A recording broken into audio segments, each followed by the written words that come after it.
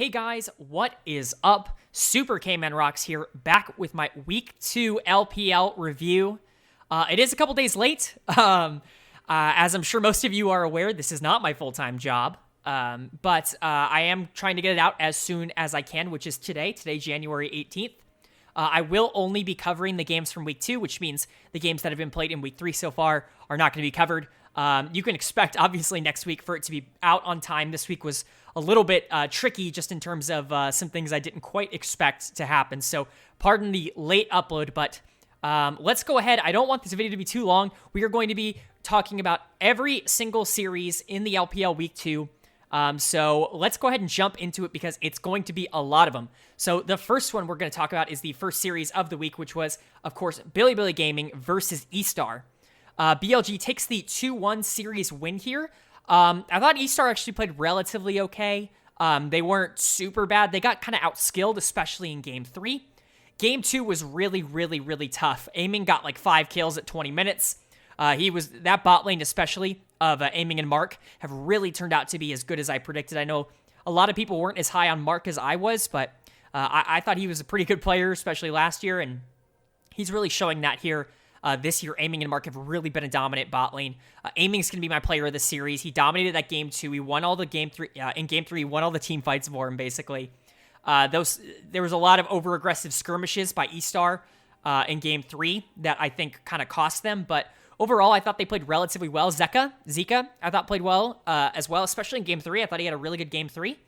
And then when you're talking about eStar, I thought both Hacker and Irma were probably the standouts. Hacker especially, I think he's having a really quietly good year. But I'm a big fan of what he's been able to do. We'll talk more about Hacker later, but overall, good win for Bilibili. Not a terrible loss for eStar. Rat, I should probably go. Rat is my dud of the series. He just got outlaned every single game. Aiming was just the better AD carry. He is looking like a pretty big weakness, which he was last year as well. So I'm not sure if you know how quick you want to say move in another direction. I'm pro giving them time, giving players time, but he has not looked good in the first couple weeks here.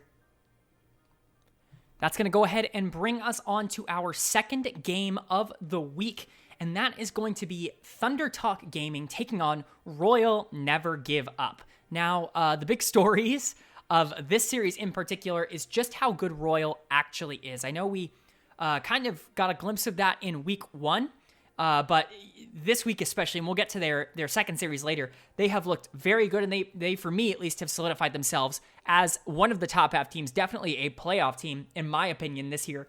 They've looked incredibly good.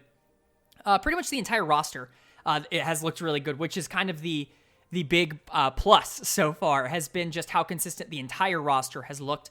In Game 1 here, Wei had a fantastic early game on Pantheon. Great map awareness, great knowledge. TT tried to trade objectives for kills, but ended up being so far behind by the time like the third or fourth dragons came around that they couldn't win any fights around them, were not able to secure those. Game 2 was a lot closer.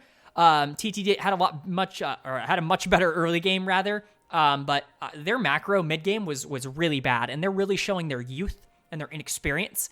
That's probably the takeaway from this series if you're ThunderTalk, is just the inexperience and the weird positioning. That's going to lead into my dud of the series, which is Sam D. He was kind of a big acquisition. He was supposed to be that veteran presence coming in from Victory 5 here. He did not look good in this series. He played both games on Jhin and was just consistently caught out over and over again.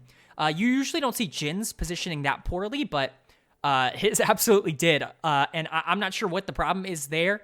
He didn't necessarily have these problems on Victory 5. He was a lot more of that supportive style player, but I'm not really sure what the issue is here. Either way, Wei is going to be Wei is going to be our player of the series. He was terrific. That Pantheon Game 1 was really good. That Lilia Game 2 was also very good. The Sleep Slate game especially were very strong. Wei with a fantastic series here, a really good week. There are some positives, though, for ThunderTalk. I think mostly Teen looked pretty good in this series. I would say he was pretty good, overall. Didn't really get to show off too much, but, support's a hard role to show off of if your team is bad. But I thought he made some good engages, and he definitely helped that bot lane get an early lead, especially in Game 2. But overall, Royal looking really, really, really good. TT needs to figure some stuff out, but not the absolute end of the world for them if they can get their macro problems fixed.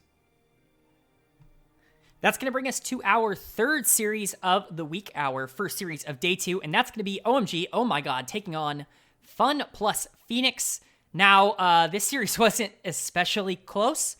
FunPlus just looking really dominant, which is a little sad to see considering I thought OMG showed a lot of really interesting things in their EDG series last week, but it just didn't come out like that in this series. Or a lot of early aggression. I think that's going to be synonymous with what we're talking about with FunPlus, is a lot of early aggression. In game 1, it didn't necessarily always go well. There was that 2v2 kill bot lane, but they did lose the dragon fight because of it. But I mean, they're just going to skirmish so much that eventually they're going to come out on top. Game 2 was not really close. New kind of hard-inted top lane. New is going to be our dud of the series. I was very close to giving him the dud of the week. However, he is not quite going to get the dud of the week, at least from me. But he did not look good in this game. He was consistently attacked by Nuguri, who just outclassed him at pretty much every level. By the time you got to late game where New was struggling, the bot lane for FPX, which I know was a pretty big question mark. They did not have the best of 2020s. That had spiraled out of control. LWX specifically had a fantastic series. I thought Crisp looked really, really good too, but just couldn't end up, with my player of the series, I couldn't end up picking 2. So I went with the carry, LWX. He did play both games on Kai'Sa, so it's a little bit of how much is it him and how much is it the champion, because Kai'Sa is really, really strong right now. But I thought this team played around its bot side really well. Nuguri played really well on weak side top lane. I thought there were pluses for OMG, mostly Aki in the jungle. I thought, showed a good amount of map awareness. I liked his series here. Eric also had a decent series, not a great one. Cold did not look good at all. But Eric, I didn't think played particularly terrible. I think there's bright spots in terms of OMG. I just think FPX is a team to look at as potentially one of the best in the entire league, dominating a game like this. Next, we are going to move on to what is absolutely the upset of the year so far, and definitely the upset of the week, and that's going to be Rogue Warriors defeating Top Esports 2-1. This is massive. I mean, this is a panic button hitter if you were Top Esports. This is about as bad as it's going to get. TES actually very much dominated that first game. They looked really, really good. Ended up losing a slow burner in game 2, and then game 3 was pretty much in Rogue Warriors' hands from the start. My player of the series is actually going to go to Haro. Haro, I thought, played really well. He had a really rough week 1. I did not think he looked all that tremendous. In fact, I think I was, just a little bit off of giving him dud of the series, but I ended up giving to Jiaoming because I just don't like his positioning. But Haro really stepped up this week specifically. All 3 games were on Nidalee. I'm not sure why they didn't ban away the Nidalee. He showed multiple times throughout the series that pick was going to be incredibly, incredibly strong for him. So very surprising they didn't go ahead and ban that away. But my dud of the series, surprisingly, is actually going to be Knight. Now, I don't think he had a terrible series, and dud was kind of hard to pick because I think, nobody played terrible in this series, but overall, I thought Knight underperformed probably the most. He was given a couple good matchups with the Victor and the Zoe, and he was just never really able to come out on top. Even once, I believe, getting solo killed, although I might be thinking of something else.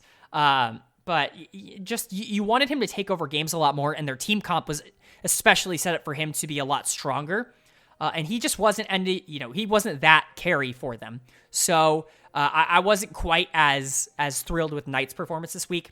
As for other positives, I think Jackie Love, 369, and Zhuo, pretty much everybody on the team that's not Karsa or Knight, I thought was pretty good this series, especially Zhuo. I thought he really showed back up. He had a really rough opening series, but he played well this game. I think it gives you confidence.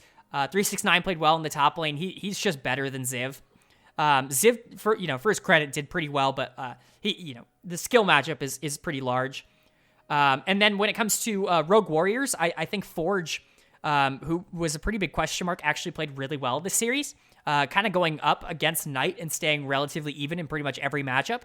I think that's a big positive because Forge is probably the biggest question mark on this entire team for me. As for the minuses, I think the Rogue Warriors bot lane just didn't really look all that dominant. Cullen, Cullen, I don't know how to say it. They say Cullen on broadcast. I'm going to call him Cullen. Cullen was okay. Chocho was not this week. The bot lane, they won in spite of their bot lane, not because of their bot lane.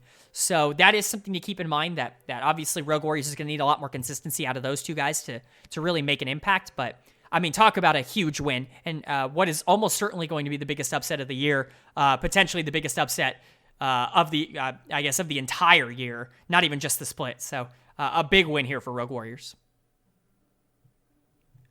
Next up, we've got Team WE taking on Victory 5 and actually taking the series 2-1 in what was a very fun competitive series between two teams that I think we expect to be relatively similar in power level. However, that might not be as clear now as it was, fashion. Early game was pretty close, but once WE won that skirmish around Second Dragon, it pretty much snowballed out of control on that Kai'Sa on the Pantheon. Game 2 was a lot closer, mostly because Shanks just got obliterated. Shanks got absolutely outclassed by Mole in this series, just overall. I really wanted to give him the dud of the series. However, I couldn't quite bring myself to it because he had a really good game 1. But game 3 as well was relatively close. Game 3 was very fight heavy, very skirmish heavy. We saw a lot of kills, a lot of deaths. But I think that style kind of favors the team that has the better players. And in this case, mechanically speaking, I think that was quite clearly WE. My player of the series is actually, as low as I am to actually do this, I have to give it to Zhao Meng, who was really, really good. I know I've been really, really tough on him, and I've been one of his biggest critics just because his positioning is quite off for an AD carry. I think he dies a lot more than he needs to. I still think he had a very, very good series. He played the Kai'Sa and the Samira this series, which I thought were both really good picks for him, especially the Kai'Sa. He kind of snowballed really, really out of control in game 1. Just a really strong performance coming out of him. My dud of the series is actually going to be, and I like this really hurts me to say, but the dud of the series is going to be PP God. He just didn't, he was making a lot of aggressive plays that he didn't really have the momentum or the pressure or the tempo to make. And that's fine. It's a good sign to see him be able to go for those plays. However, we do need to see some level of restraint because you can't just expect those plays to always work. He was playing engaged champions pretty much every game. I believe he was on the Leona and the Set. I believe the Shen. I believe this was the Shen series as well. But overall, I just wasn't I wasn't a huge fan of how PP God played this series. The bot lane kind of got outclassed. As for positives, like I said before, I thought Mole played really well, and we'll talk more about Mole later because I think he had a very good week. But I thought he played rather well in this series, and I thought Beishang also played really, really well. My minuses are going to go to Missing. I didn't think Missing played all that well. I thought Zhao Meng was really good. They kind of lost lane. I thought the bot lane was just kind of explosive, I should say. And then obviously Shanks as well, who I really wanted to give dead of the series, but I couldn't quite bring myself to do it. Either way, a pretty massive win for WE as we had considered Victory 5 to be one of the top teams. So for them to jump out to this 3-0 lead, or the 2-0 start, I think is really, really big for this team that a lot of people had high hopes for. Next, we're going to move on to my personal favorite series of the week. As I'm sure you guys know, I am a little bit biased, but I try not to let that get through too much in the actual reviews here. But that's going to be LNG 2-0ing Invictus Gaming. Now, this is the Invictus that came right off of the 2-0 in week 1 that looked incredibly strong, beating JD Gaming in that 2-0 sweep where they honestly just looked like the better team. So for LNG to come out and take 2 games in relatively dominant fashion, I think is a really, really big plus for them. Game 1 was not super close. Light just got so far ahead early. He got early kills. He got about a bajillion tower plates. He could 1v5 pretty much the entire game if he wanted to. Tarzan did a really good job of getting him ahead. I thought the macro for this team was just really, really good, especially in game 1. Game 2 was a little more contentious. IG definitely had their chances. LNG got out to a lead, but they started to throw it a little bit. IG is really, really good at finding picks. However, there was a really, really awesome Iwandi flank in that game 2 that kind of secured the series. And big props to this LNG team. Their first series of the year is against one of the top teams. I had them ranked as the number 1 team in my power rankings last week. And for them to come out and just, look really, really strong against them is a big deal. My player of the series is going to be a Wandy. I wanted to give it to Light. Light was definitely the flashy one. However, I think Wandy was kind of the more the reason, the conductor of it all, if you will. The Leona and especially the Alistar game in game 2 was dominant. He looked really, really good on both of those picks. But my dud of the series is actually going to go to the Shy. He just didn't look good. He got pretty hard punished on the Vayne in game 2. Obviously that's one of his picks. And if you're going to do something off meta like that you have as like in your back pocket as your thing, you can't, feed on it. You can't go 1-7-2 in the entire series like he did. He just never really had an impact. The Karma wasn't important. The Vayne couldn't do anything because she was completely shut out of team fights. It was just an incredibly lackluster performance from the Shy, which is very concerning considering this is kind of what we were seeing towards the end of last year, especially in playoffs and the regional qualifiers. So you're really hoping that the Shy can bounce back and get to that form that we know he can be at, but it's just not there right now. Other than that, I thought Tarzan, like I said, played well. Rookie is still pretty good. I just think the team around him really needs to shore up. For Invictus Gaming, I think you just need consistency. This is a team that struggles to play from behind, so draft to play early. Get the leads because they're fantastic from ahead. LNG, I think you just do this. I have a little bit of concerns with Light's champion pool in terms of what AD carries he actually plays, but outside of that, I think you can pretty much copy and paste this draft for the rest of the year if it works like this. Next, we are moving on to JD Gaming's 2-0 victory over Bilibili Gaming.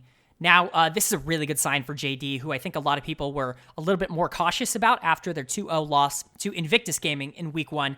However, this was a very strong performance from the team. In Game 1, it was pretty much comfortably in JDG's control throughout the entirety of the game. They started to throw a little bit. They gave up the Elder Dragon, but we actually get our first successful backdoor of the year as far as I'm aware of, and that's Yagao. And speaking of Yagao, I think this team has to stick with him, at least for now. I think GA is probably a better player than Yagao. I just think when you have GA in here, and I talked about this last week on the review as well, when you have GA in there with Loken, I think you're just lacking any sort of agency in either of your two big carry roles. Both are rather passive scaling players. And I think adding Yagao back in, who is someone who is a lot more, I don't want to say aggressive, because Yagao's not the most aggressive player, but he's a lot more proactive than GA is. I think this team looked a lot better with him in than it did with GA. But Zoom got so far ahead in Game 1 that they were able to play pretty much completely through him. Meteor actually played really well in Game 2. Game 2 was kind of pretty close for a while. JDG kind of spiraled out of control in a disastrous 3v5 fight, I believe in topside jungle, which just really, really ended their chances. They had a lead. I think they were consistently going up to toe-to-toe with JDG in that game, but just kind of threw it away there. My player of the series is going to be Zoom. He really dominated that top lane matchup. And as you can see, my dud of the series is also going to be BuBu. I think this top lane matchup was really the deciding factor. I think you could give player of the series to Kanavi. His game 2 especially was really, really strong, but I think Zoom was really the driving force. That Aatrox game was disgusting. He completely took over. Obviously, Aatrox, into Ornn is a pretty well-known counter matchup, but he was able to take that to pretty much a new extreme and just looked incredibly strong on the pick. BuBu for his side just kind of got outskilled. BuBu is kind of that player that doesn't really, you want him to play safe side because he's not necessarily the most mechanically talented. However, he is kind of a pusher. He's a lane dominance, kind of mentality player. And that just did not work when you're going up against one of the top 2, top 3, wherever you want to put him, top laners in the entire world. So, BuBu, you've got some issues you need to fix. I think there are positives for BLG. Aiming and Meteor, I think, have really shown up this year. Aiming especially has looked really, really good on this team, but Meteor, I thought, looked good in this series. And then as for JDG, I think the entire team looked good. It just looked better with Yagao in than it did with GA. I think once you have Mystic available to you, the conversation becomes a lot more interesting, but for now, I just see no reason to not play Yagao over GA. Next up, we have another really, really fun and interesting series to watch. I would recommend this series to go watch if you haven't seen it yet. and that's going to be Royal Never Give Up's 2-1 victory over Suning. This is Royal's other massive victory this week. Of course, beating ThunderTalk isn't quite the achievement, but beating Suning, who, obviously is coming off of a victory over top Esports, was a world finalist last year. This is a very big win for a team that kind of needed that big win to feel like a true contender, and they absolutely got it here. Game 1 was really, really fun. Obviously, the unbelievable Orianna top was a really, really fun pick, and that's something that you really have the advantage to do when you have someone like Xiaohu in the top lane. And they've showed a lot of creativity when it comes to that. So a big plus to him there. But that game was really fun to watch. Game 2 was also fun. A lot of early aggression from RNG in that one. Suning kind of got some picks towards the mid game, to get back into it. And then they kind of just snowballed. I thought Angel especially played really well in that game. Bin as well. I believe Bin was the player of the series, but I thought Angel was really impressive in that one. And then in game 3, we had a very slow game. It was kind of the opposite of what we had gotten so far. We had a much slower paced game, but RNG wins a team fight around objectives. I believe it was around the Baron, and they just kind of snowballed the game out of control from there. The player of the series is absolutely Xiaohu. He looked fantastic, especially on that Orianna pick in game 1. He looked really good on the Gnar as well, which I think, is a big positive, because you want to make sure that he can play those more standard fighter top laners rather than just playing picks like Orianna. You pick the Malphite in game 2, which isn't a mid laner, but it's still kind of an AP mage kind of pick because you play it in the same way. But I don't know, just really good to see out of Xiaohu coming out on the Gnar and being successful. My dud of the series, now this was a tough one for me personally, because I don't think anyone in the series particularly played bad. I'm going to give it to On, because I don't think he was necessarily standout, but I don't think he necessarily played bad. I think I had a tough time assigning a dud of the series to pretty much anyone. He kind of was the scapegoat for a lot of the problems, like this, as a support always is when you're losing. He got caught out a couple times, trying to secure vision, but I'm not too worried about On. He had a really good week 1. He didn't look terrible in this week. I'm not pushing the panic button on him quite yet. As for where these teams look in the future, Royal looks like a top team. They look like a, for sure, playoff team, someone that's going to contend for a world spot. Suning, this is a tough loss, but in time, we'll see how bad this ends up being for them. If Royal ends up being a top-tier team like they look right now, this isn't going to end up mattering too much. But obviously, Suning needs to start picking up wins if they want to build that confidence with the rest of their roster. Moving on to our next game, that's going to be Rogue Warriors taking on eStar Gaming. Both teams having already played this week. eStar is going to take the series 2-0 in a very convincing win for a team that I think really, really needed it. Game 1 was not relatively close. It was a pretty dominant win, or a pretty solid win. I shouldn't say dominant. A pretty solid win by eStar, with Irma just getting super fed on the Orianna, and then I believe it was Rat on the Xayah, if I'm correct, that did well. I think that's a Jace game as well. I'm just going off the top of my head. And then in game 2, it was a little bit closer, but Hacker got out to such a huge lead on that Pantheon that eStar was so comfortably in the driver's seat. Hacker is actually going to be my player of the series. I think you could have realistically given this to quite a few people. I think Irma made a pretty strong case to be player of the series. I think Rat made a pretty strong case to be player of the series. Going deathless with 12 kills is pretty damn good.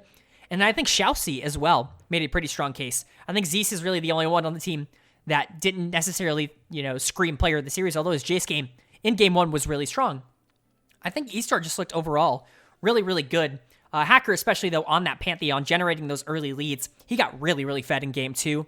Really liked how he played the map against the Aatrox jungle, which was quite unexpected, but it worked about as well as I expected it to.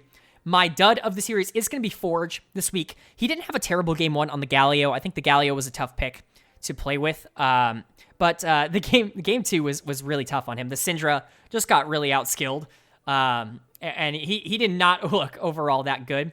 One thing to note is that Rogue Warriors did play Michi instead of Cullen in the bot lane for this series, and Michi did not really look that good.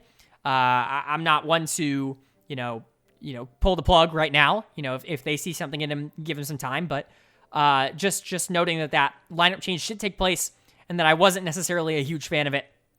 Overall, though, I think this is a really solid win for eStar, and a team that I think is going to surprise a few people with how good they are.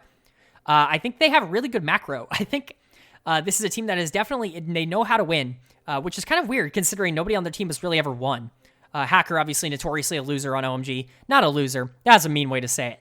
OMG was never really that successful. Chelsea, had a decent spring split, but that summer team was a disaster. And everybody else is pretty much new. Rat played a little bit last year, but this is basically a new team, and they're showing a lot of impressive things. I think they're probably not a playoff team. They're probably not a top 10 team, but I think they're going to surprise some people, and I think they're going to be a tough out. I think games with them might end up deciding who gets into playoffs and who doesn't, depending on who can consistently beat them. But as for Rogue Warriors, you come off of a huge top esports win to get 2-0'd by eStar, which is not exactly what you wanted to do. I think you took a lot of steps back in this one. I'd put Cullen back in. I thought he looked good in week 1, but that's just me personally. I think you really need to figure out the macro here. Haro is clearly, struggling there. I think this team, lacks a designated shot caller. I think Chocho, you want that to be Chocho, but he's not playing at the best of his abilities. So I think overall you're just kind of a little bit worried about this Rogue Warriors team. Definitely concerning after the dominant win over, or not the dominant, after the win over top esports, which surprised everybody. This is not what you wanted to see. Either way, we'll see if they can bounce back or if they end up falling into mediocrity like a lot of us expected. Speaking of top esports, we are going to move into our next series, which is going to be top esports, taking on Rare Adam for Rare Adam's first series of the year, of course, the former Vici Gaming. Now, this is exactly what you needed to see if you were a top esports fan. You needed to see a bounce back like this in order to feel some confidence in the team again, and they gave you exactly what you wanted to see. Both wins here, they actually win the series 2-0. Both wins are very convincing. Rare Adam was really never in the game for either. They just kind of got outplayed on pretty much every level, which is exactly what you want to see coming out from top esports here. My player of the series is going to be Jackie Love. He was phenomenal. You put him back on the picks that he won the world championship with, the picks that he has shown in the past that he can dominate in, picks like the Kaisa, picks like the Zaya, those 2018 specials.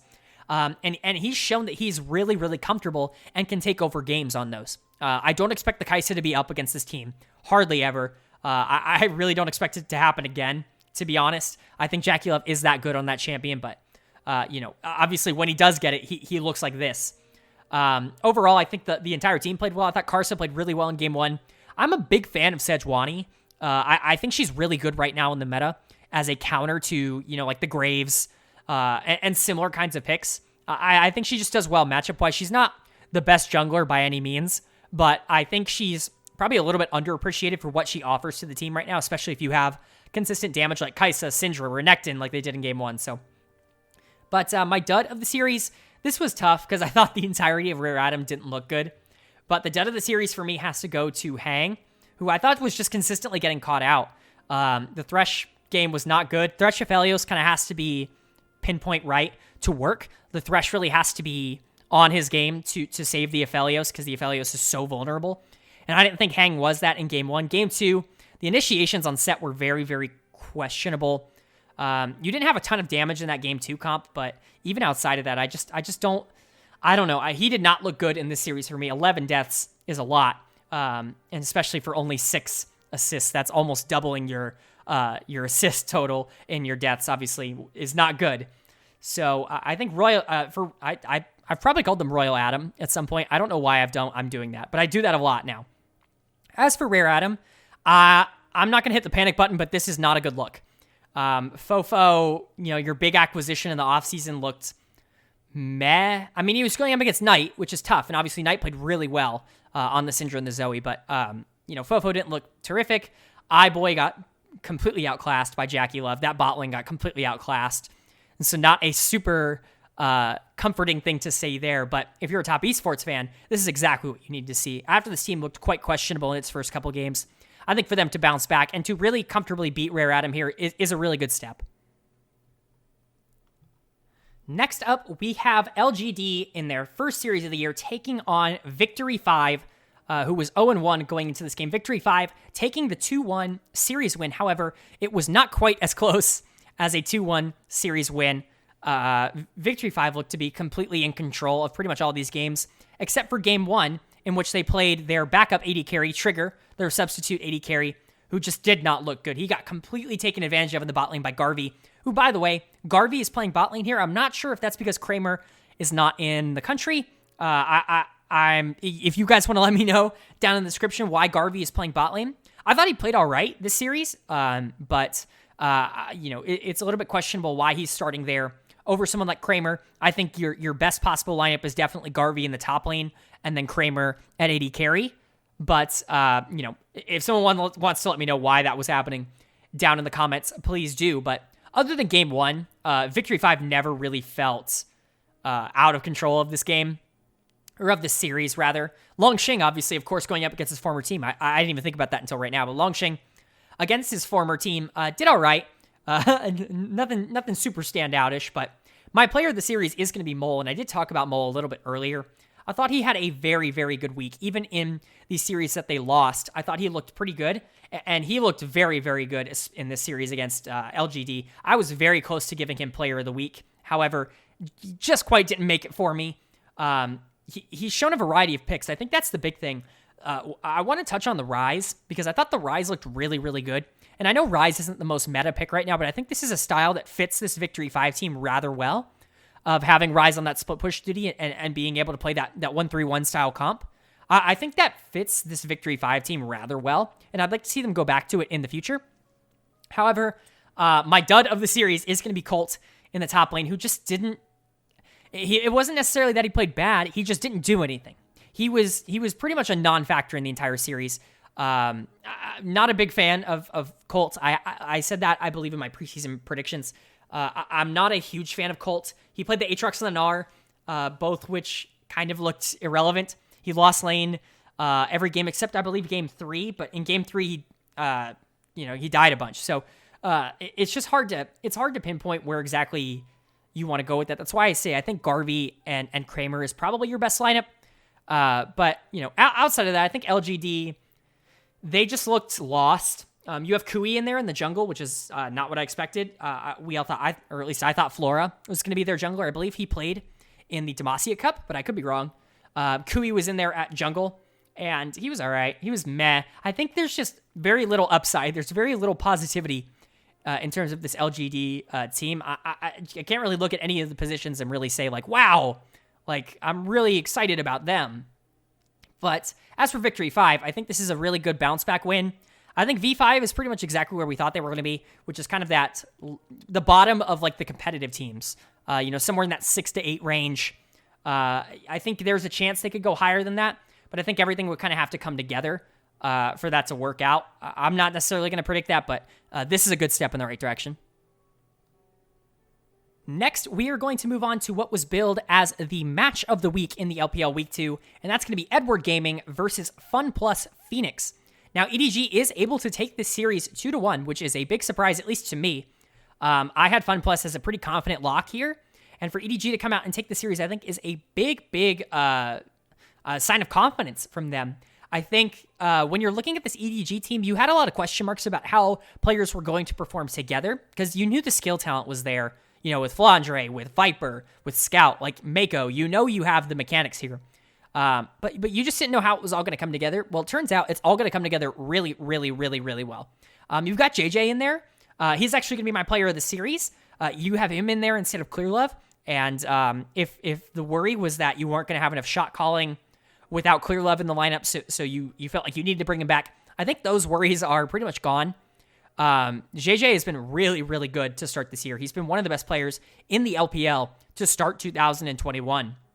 And I think at this point, if you were kind of hoping for a Clearlove return, it's becoming less and less likely, because I don't see any reason for you or any way that you could take JJ out of the lineup at this point. Outside of that, Viper is also playing out of his mind. He was my player of the series in week 1. Those two have really formed a pretty solid connection. Viper kind of being that Korean hyper carry that we all wanted him to be, or we all hoped that he could be coming over here. It's a big sign of confidence from this roster. Outside of that, I think the dud of the series, this one was really tough, but I'm going to give it to Nuggery. he had a really good game too. It made me not want to give him dud of the series because the Jace game in game 2 was strong, and he was a big reason why that team won the game. But his games 1 and 3 were not. He lost lane almost every game. I believe game 3 he won in CS, but Flandre just got ahead on the Gragas, and there's not much you can do as Aatrox into that, but he just didn't overall look that good. I thought Flandre was just as good, if not better than him, for a majority of the series, and that's not necessarily what you want from what I have proclaimed as the best top laner in the world. Yeah, he was on the Ornn in game 1, and yeah, he was on the Aatrox and the Gragas in game 2, but or in game 3 rather.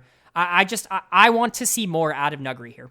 I don't think this is a panic button at all for FunPlus. I think Edward Gaming is a fantastic team. I think they are proving that they are, at least the hype around them this offseason has been justified. But, I think you do have some things you need to clean up in terms of FunPlus. Tion has not been as good as we need him to be. Doan B, I think, has been a little disappointing as well.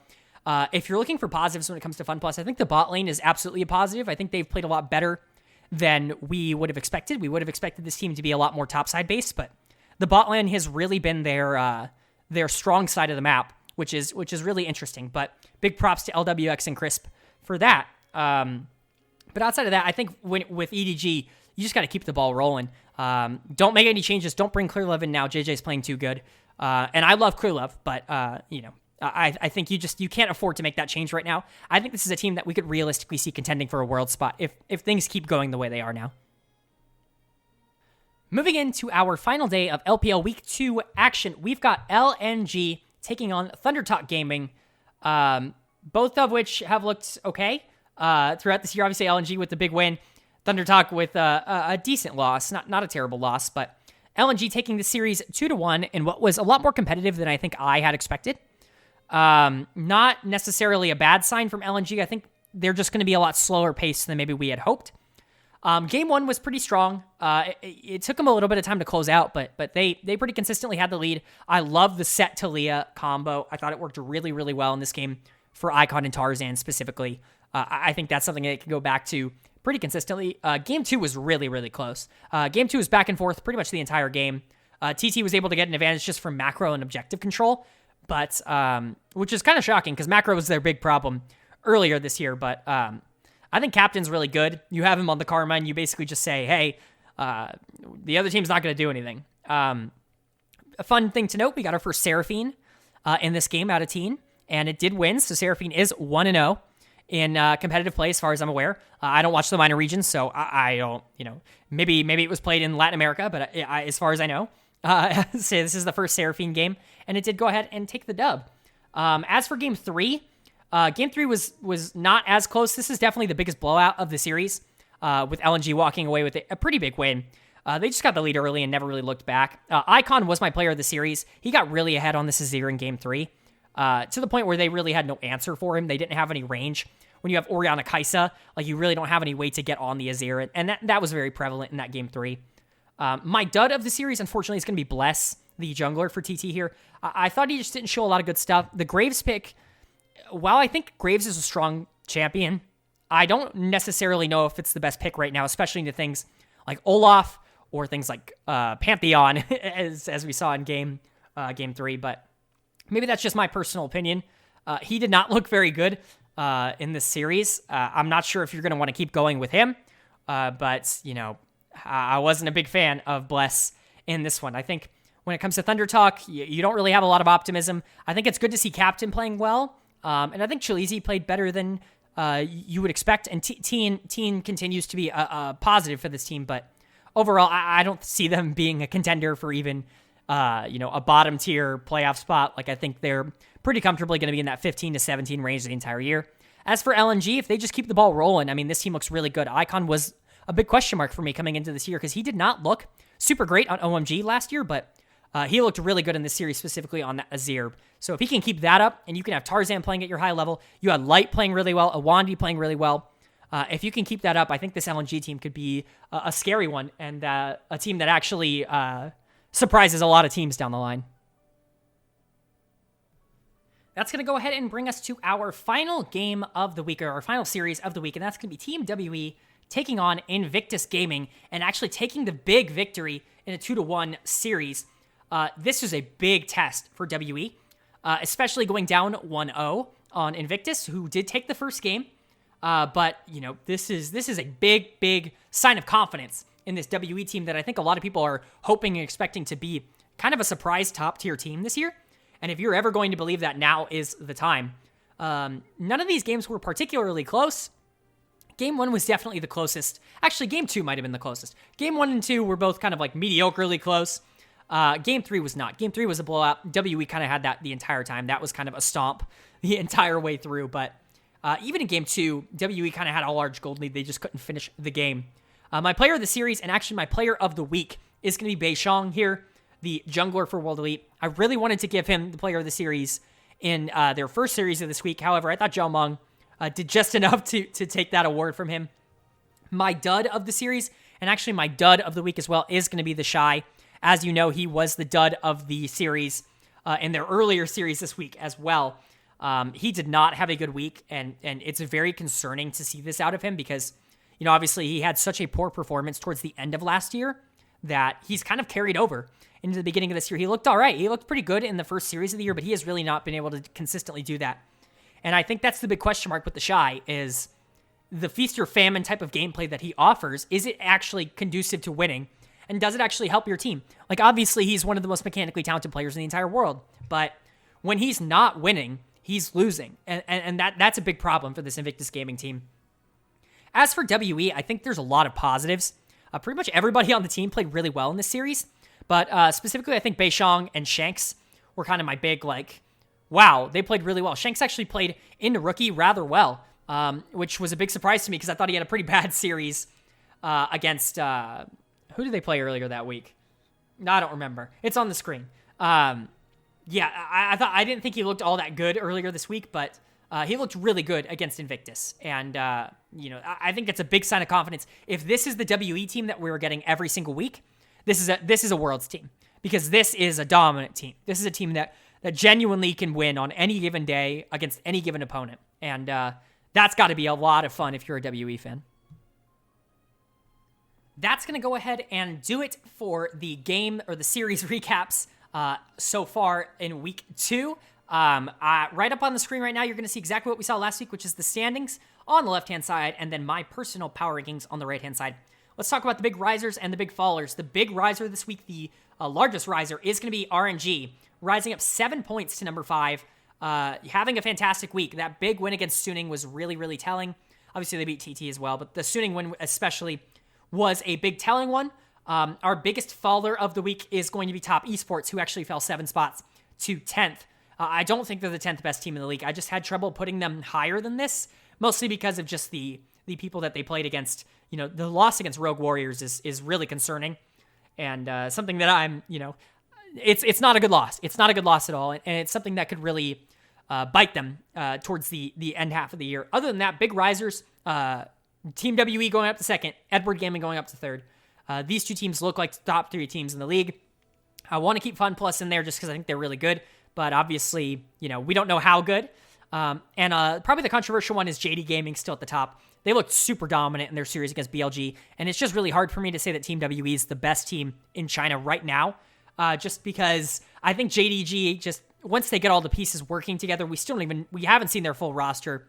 We haven't seen all the pieces together. I think right now for me, if you're asking me who I would take, who I would bet on to win the LPL title in spring, it's still going to be JDG for me, even through all that. But that's going to be it for my Week 2 recap. I hope you guys enjoyed. If you did, go ahead and leave a like, leave a comment on if you have different opinions than me. I love reading you guys' different opinions in the comment section below. Hopefully the volume issue was fixed. I know a lot of people have been saying that my mic was too low. I'm bumping this up as far as I can in Premiere after this, so hopefully that's fixed. But I hope you guys enjoyed. I hope you all are having a wonderful day. I hope you continue to have a wonderful day, and I will see you all later.